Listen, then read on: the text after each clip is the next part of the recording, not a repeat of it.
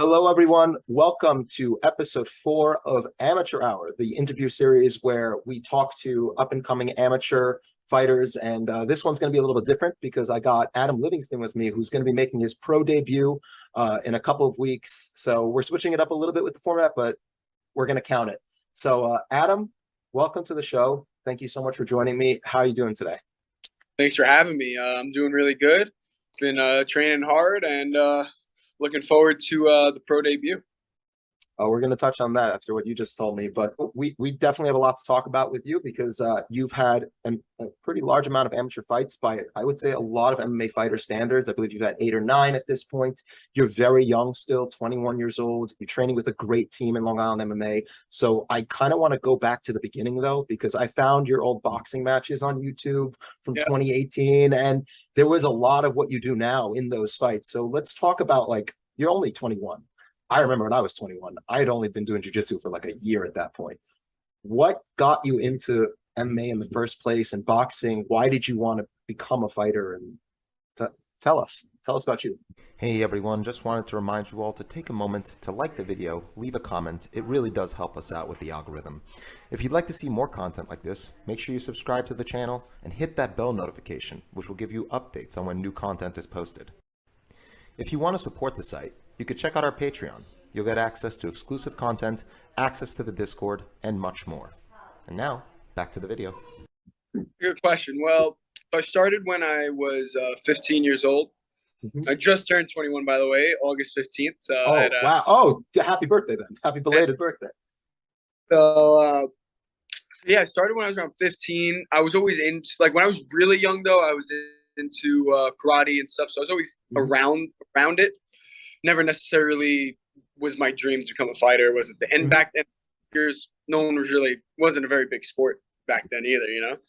So I started at the small gym in Queens because I live in Queens, and started training with my old coach there. And we during like the COVID times, we were having trouble finding people to train with and stuff. So we linked up with Long Island MMA. Long story short, me and the guys there clicked super well. And the way I was improving, I definitely needed, how do I say, higher level of training. So I switched over to Long Island MMA, and the rest is history. I've been grinding, staying super active, which is, I think, one of the most important things with becoming a successful fighter. Like you're saying, I have 8 MMA fights. I have 5 boxing fights, 2 kickboxing fights, and all my MMA fights were within a year and a half. So Mhm. yeah, just staying consistent and going to the top. So, jumping off of that with the boxing and kickboxing and MMA, what made you choose MMA as opposed to boxing or kickboxing? Because when we watch you fight, you definitely want to strike. That's your game. Despite the fact we're going to get to your grappling because your last fight. But what made you gravitate towards MMA as opposed to those other two striking based sports? Yeah. So right off the bat, I always wanted to do MMA, but Mm-hmm. since I was so young when I started, I wanted to build up to MMA. Mm-hmm. I was always training mixed martial arts, but competing while I was training, I started with boxing while Mm-hmm. just to feel for competing. Then I started kickboxing, get another element in there, and then after kickboxing, after I felt like I was ready and my grappling was improving, I transferred to MMA. Even though when I first started, I knew off the bat I wanted to do MMA, and it's the most vicious, it's the most exciting, it's the biggest sport in the world. So it's a pretty easy A answer. no-brainer. Yeah. No-brainer for you. So let's talk a little bit about your style because I want to touch on both the actual technical aspects as well as the reason why you fight the way you do. So I would like to start with that part first. Actually, let's start with the technical aspect because you definitely are somebody who prefers to pressure. I love that the double jab into the straight punch, which has landed for you a lot. I know that's one of your favorite combinations to throw. You throw it very, very accurately. It's fast, it's powerful. Your right hand is definitely, you've got some pop in that. But The Adam and Bomb. the atom bomb, indeed. I love it. I mean, listen, the H bomb is gone. We've got to replace it. So so what made you gravitate towards that aggressive pressure style? Because even when I watched your boxing matches, like you were fighting the same way. You can fight off the back foot. You prefer to fight off the front foot. You'll exchange with anybody, sometimes a little too willingly. So how did you develop your style and form it to what it is currently today? Good question. So when I first started, I definitely was very flashy, a little too flashy for my for my sake. And then I definitely right off the bat, I'm just naturally aggressive. Like when it's fight time, it's kill or be killed. I'm not, and especially after my last fight, like there's a reason I don't leave it in the judges' hands. You never know what they're seeing or what they're smoking that day. So and I feel like if you could get the first step on the guy for the whole fight, they're gonna be just the one taking the step back. And I'm gonna meet fire with fire every time. If you want to go at it, I'm more than willing to go shot for shot. If you want to stay back, do some technical stuff, more than willing to do a little technical fight. I'm good everywhere. But yeah, I definitely notice a lot of people they just can't hang with my pressure. And a big thing I work on to make sure I love the saying, what's it called? Cardio makes fools of men. So I want to make sure no matter how hard I'm going, by the end of the round, end of the fight, I'm still able to go, and you're the one weeping for air, and I'm just still going at you. So I want to touch on your last fight because you brought that up with the judge's decision. Now I watched the fight a few times actually, and this is not me just being interviewing with you. I don't understand. I understand why they gave it to him. It was wrong. It was the wrong decision. With a split decision like that, where I imagine you and your team also were probably under the impression that you won that fight, it can often be hard to take lessons from losses like that, where you don't really necessarily feel you lost in the first place. So the reason why I'm bringing that up is because your first loss was to a very high level black belt in jiu-jitsu. I know him. I trained with him back at Marcelo's way back in the day when he was still there. So I know how good he is. I duck anyone, but if you know the people I fought, I'm not scared of anyone. So no, you are not. In your third pro fight, you were willing to take on a guy like Manchakera, and that's something that I feel like is probably easy to take something from the loss. Like, yeah, that guy is a really high level jiu-jitsu guy. I'm going to level up my jiu-jitsu. I'm going to level up my grappling. I'm going to level up my wrestling, which we're getting to because your performance in your last fight was amazing. But this last fight, I want to know, like, for such a young fighter, what kind of lessons were you able to take in this fighter from that fight, as opposed to something which was just more clear in that third fight? Definitely was honestly one of the best things that happened to me this last fight.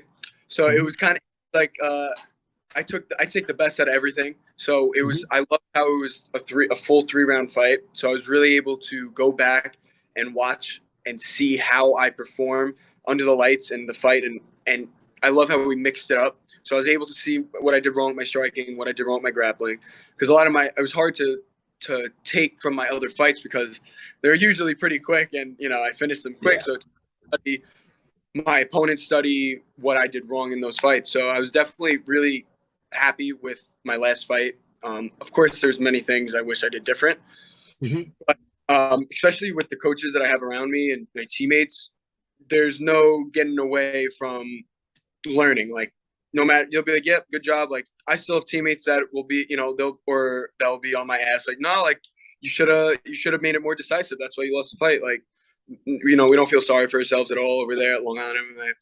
But yeah, I definitely learned. It was nice because in the deep down, like, I know I won that fight. So, but it still is a loss on my record.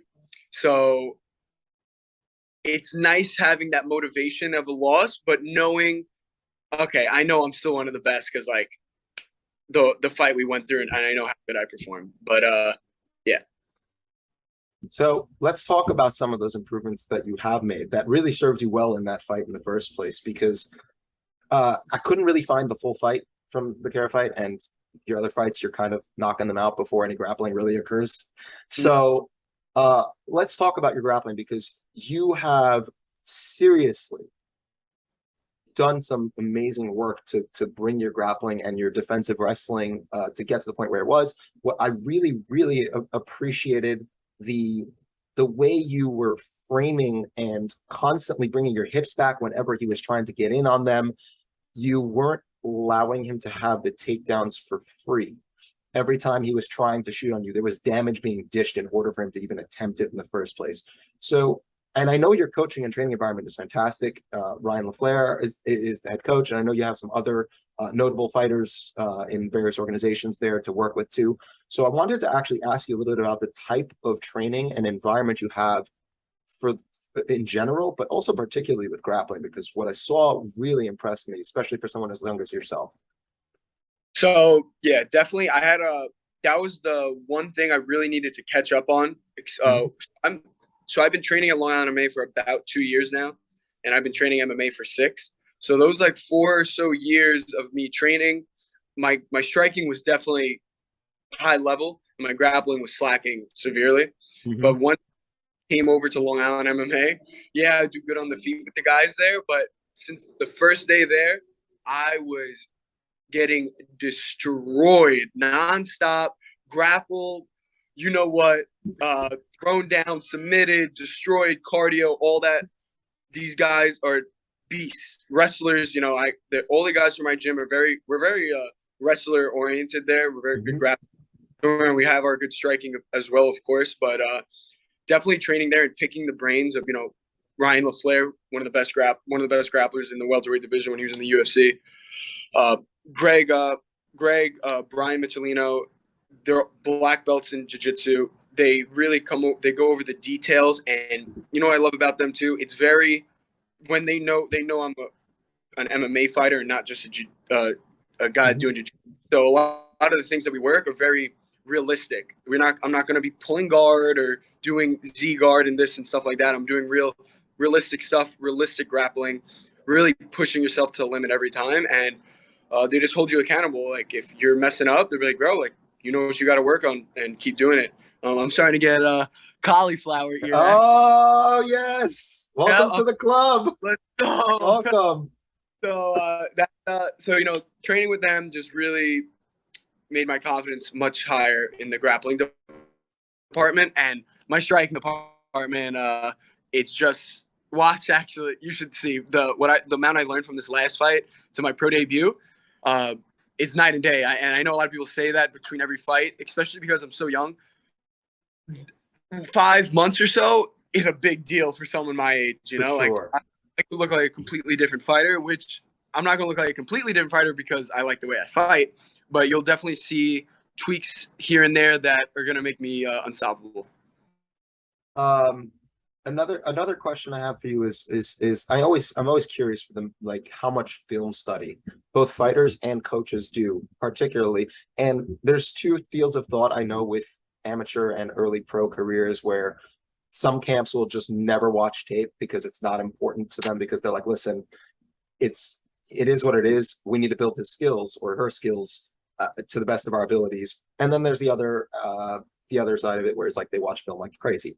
Do you personally watch a lot of film, whether on your opponents or just in general, to try and glean things you could take from other fighters or performances?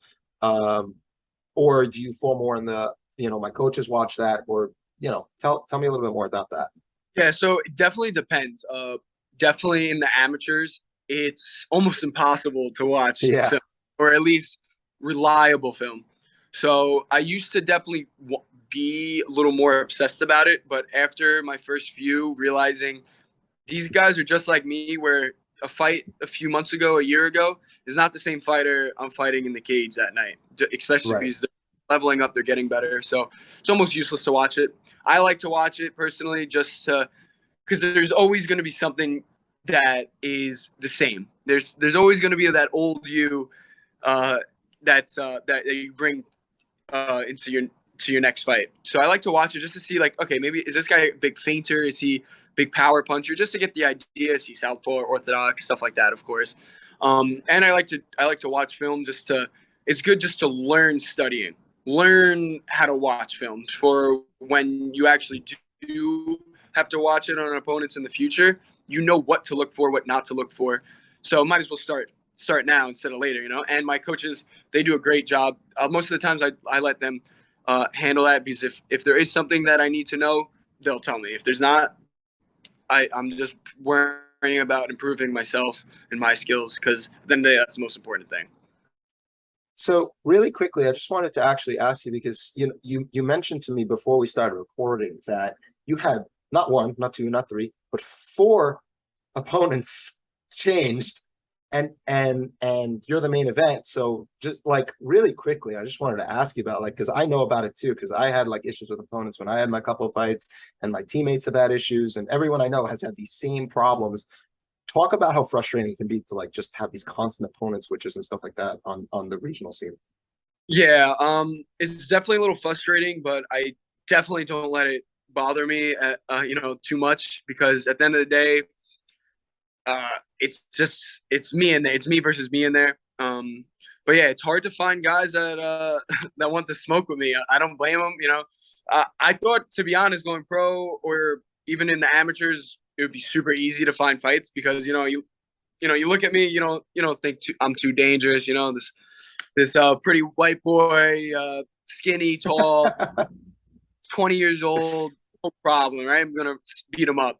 Then they go and then they look at some of my fights and they're like, "Oh shit!" But a lot of times they'll accept the fight before doing their research, and then a couple of fight they pull out, or sometimes for no disclosed reason, or a fake injury, whatever it is. And I'm just used to it. At the end of the day, I've never pulled out of a fight in my life. My championship fight for flex fights, when it was against Steve O'Morris, who was like 2-0 or something in bare knuckle boxing now. Shout out to him. Good for him. I went into that fight with a broken foot, because the fight before that broke my foot. And because I scheduled those two fights back to back. And I was like, yes, I want to fight on both cards. He was like, they're just worried of me getting injured and stuff. I was like, don't worry, no matter what, I'm fighting. I want to fight on both. And, I stuck through it. I wrapped that up. I took a lot of Advil, and adrenaline's a hell of a drug. So once I stepped in there, I became the lightweight champ. So a lot of these guys, they got to start taking more risks and getting in there and stepping up and fighting, because Dana don't like people that pull out. So I'm gonna be there no matter who it is. September 10th. Let's see. Maybe it might be fucking 5 or 6 people by the time the fight is. So I'm ready for whoever it is. Well, I mean, I guess that ties back into what we were talking about with the fact that it's hard to study tape on people. But aside from the fact that there's no footage available a lot of the time, but also just like studying tape on somebody who might pull out a week before the fight. Yeah, exactly. So you're going pro. A lot of times what happens is, pros or amateurs and pros will fight at a weight class above what they actually plan to fight at, in their career. I was going to ask, do you plan on staying at lightweight and letting yourself fill out naturally, or do you think you might drop to featherweight at some point, at least while you might be physically capable of doing it? And how much do you cut? So yeah, I think I'm going to stay at 55 until I can't make 5 anymore, because right now it's a decently easy cut. Just because it's easy because I'm so disciplined. If I wasn't disciplined, it wouldn't be easy. I am 6'2" at lightweight, so I'm a pretty big lightweight. If I wanted to make 145, definitely could make it. Definitely wouldn't be easy. But if the right opportunity presented itself and I had time to do it properly, I'd have no problem going down to featherweight. Maybe become champ one day. And then I definitely see myself when I'm, in my higher 20s, being a 170er when I really fill out. So I think I have the perfect body type and frame to be the first triple champ. So you never know what can happen. It all depends on. I love the confidence. I love the confidence, and you got the youth on your side, so that helps. So listen to my body and just go with the flow. That's it. Before you go to another organization, like into an organization like the UFC, obviously, which doesn't allow for this kind of stuff, do you intend to maybe like branch out and do other competitions, like again boxing, kickboxing, or maybe even some jiu-jitsu tournaments and stuff like that? As of right now, the only other competition I would be doing is like jiu-jitsu tournaments, just to improve on that, especially and not risk getting injured in silly ways. Of course. my boxing days are behind me. Even though I think I'd take that game over right now because my hands are on point. But I think MMA really shows how much of a mixed martial artist I really am, because I think I'm most dangerous when I'm able to use all my tools. So I definitely going to stick with MMA and get into the UFC sooner than later. The last thing I wanted to actually ask you is, again, a bit more of a technical question, because I like how your style plays to your strengths really well. You like to fight in that longer mid-range, where you can land those big straights. So I wanted to know what kind of tools are you working to kind of increase the chances of you being able to land the A-bomb? So definitely just I do a lot of pads. Mm-hmm. So the biggest thing I did for this fight, that now that I'm a pro, I finally started doing strength and conditioning. Before that, I never even did. And so now I have a private strength and conditioning coach twice a week, and we've been doing from weights to speed and agility to cognitive workouts. Will be tennis balls, reacting, closing my eyes. As soon as I open my eyes, I have to catch a ball, going in uncomfortable positions and memorizing what he told me and then read it back to him. Really working on my hand-eye coordination with with the tennis balls, the lights, stuff like that. So that, and just staying in the gym, staying fresh, and my timing's just on point. So just seeing the shots and going after them, and that's about it. I know when to land my shots, and another thing, knowing when to throw the shots and not just throwing them to throw them. I got to pick my shots a little better, and especially now that it's 5-minute rounds, you can't throw bombs the whole time. You gotta pace and find your openings, and which I've been doing. That's one of the things I've been working on, is more my patience and staying calm, breathing, and knowing when to strike. Well, Adam, I really appreciate you taking the time to sit with me and to talk about you, your career, your team, your training. Before we go, obviously, it's your turn to shout out your Instagram, your social medias, everything.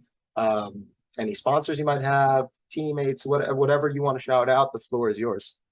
All right, well, I just want to say thank you for having me on. It's been a pleasure. But yeah, I just want to say thank you to Flex Fights. Thank you to Long Island MMA, my coaches and friends. Everything in my life has been getting me ready for this day. It hasn't been just a short journey. I've been in the gym, sacrificing a lot since I was 15 years old. I was sober in the gym for my 21st birthday. So there's not many people. There's not many 20-year-olds that do that for their 21st, and I know that's what gets me a supreme confidence, knowing the discipline and stuff I put in the gym to get the results I want. And I'm just really excited to put on a show for everyone. The Atom Bomb's going to detonate September 10th for Flex Fight Series in Melville, Long Island. If you guys want tickets, please click the link in my bio at Adam Live MMA. And I'll be dropping a short documentary about me and my life in the next week or so. So stay tuned for that. And we're gonna link everything that you just said below in the description as well. We're gonna definitely shout you out. So thank you very much. I really do appreciate you taking the time again. And thank you everyone for joining and listening. Make sure that you go and follow Adam on Instagram. Everything will be linked below in the description. Buy tickets to the fights if you live in New York and you're able to make it out there, and send them some love. Main event, Adam Livingston. The A-bomb is hopefully going to land. Wishing you the best of luck, obviously, and hopefully we can do this again maybe when you're 7 or 8-0 as a pro. Sounds good, my man.